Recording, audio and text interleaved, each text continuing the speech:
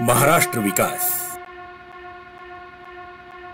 बदलापुरातील करदात्यांचा पैसा पुन्हा रस्ते बांधणीसाठी खर्च। नमस्कार मित्रांनो, स्वागत आहे तुमचं महाराष्ट्र विकास बातमीपत्रात। आज आपण बोलणार आहोत बदलापूरच्या एका अशा समस्येबद्दल जिथे करदात्यांचा पैसा पाण्यासारखा वाहत आहे, पण रस्त्यांवर खड्डेच खड्डे। कुळगाव बदलापूर नगर परिषदेच्या बेजबाबदारपणामुळे आणि महानगर गॅस लिमिटेड सोबतच्या समन्वयाच्या अभावामुळे बदलापूरकरांचा संयम आता संपत चाललाय।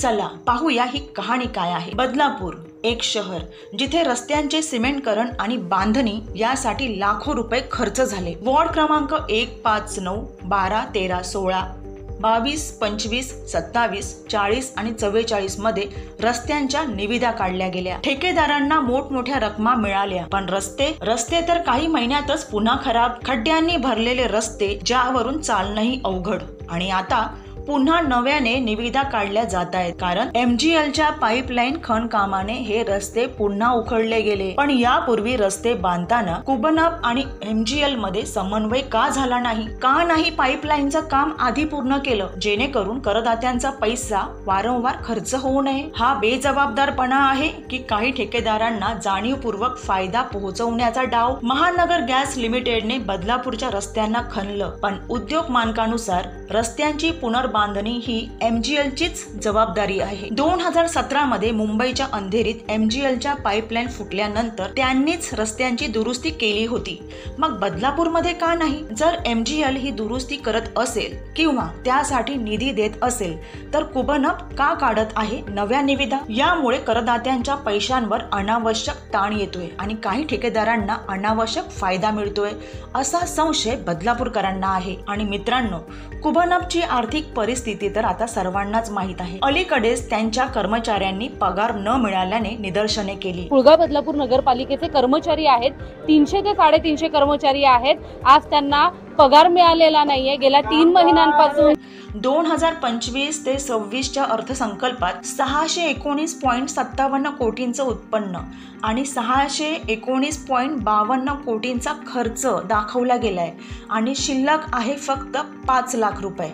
अशा परिस्थितीत मुख्याधिकारी मारुती गायकवाड आणि त्यांचे अभियंते वारंवार निविदा का काढतायत? यामागे काही गैरप्रकार तर नाही ना? बदलापूरचे भाजप आमदार किसन कथोरे यांनी काही आठवड्यांपूर्वी कुबनपच्या कारभारावर जोरदार टीका केली होती, भ्रष्टाचाराचे आरोपही केले। आणि म्हणून बदलापूरच्या जनतेचा पैसा त्याचा दुरुपयोग या नगरपालिकेत चाललाय।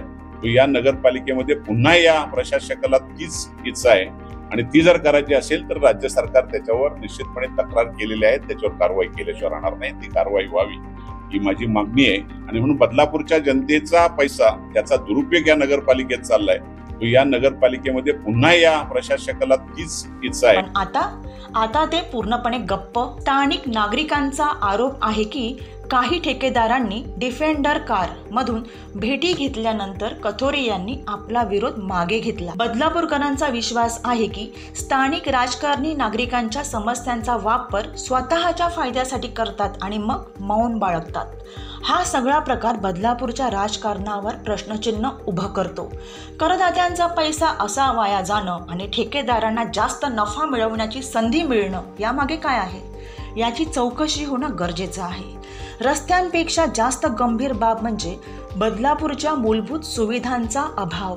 हिंदू स्मशानभूमीत पुरेशा सुविधा नाहीत। भर पावसात सरणावर या गावकऱ्याचा मृतदेह ठेवल्यानंतर छप्पर नसल्याने सरणावरची लाकडे जळेच ना। तरीही मुख्याधिकारी मारुती गायकवाड यांचं लक्ष फक्त रस्त्यांच्या निविदांवर आहे। यामुळे नागरिकांमध्ये संशय आहे की हा सगळा खेळ काही ठेकेदारांना फायदा पोहोचवण्यासाठी तर नाही ना? महाराष्ट्र विकासने याबाबत ठाणे जिल्हाधिकाऱ्यांकडे लेखी तक्रार दाखल केली आहे। या प्रकरणाची जिल्हास्तरीय चौकशी व्हावी अशी मागणी आम्ही केली आहे। बदलापूरकरांचा पैसा वाया जाणार नाही यासाठी आम्ही लढत राहू। मित्रांनो, बदलापूरच्या या समस्येला आवाज देण्यासाठी तुम्हीही पुढे या। हा व्हिडिओ शेअर करा, कमेंट करा आणि आम्हाला सांगा तुमच्या भागात असं काही होतंय का? महाराष्ट्र विकास तुमच्या सोबत आहे। चॅनल सबस्क्राइब करायला विसरू नका, बेल आयकॉन दाबा, जेणेकरून आमचे नवे अपडेट्स तुमच्यापर्यंत पोहोचतील। भेटू पुढच्या व्हिडिओत। क्या बोले तूने साहब के बारे में वीडियो डाला है? तमिलनाडु में कैसा पूछेगा भाई?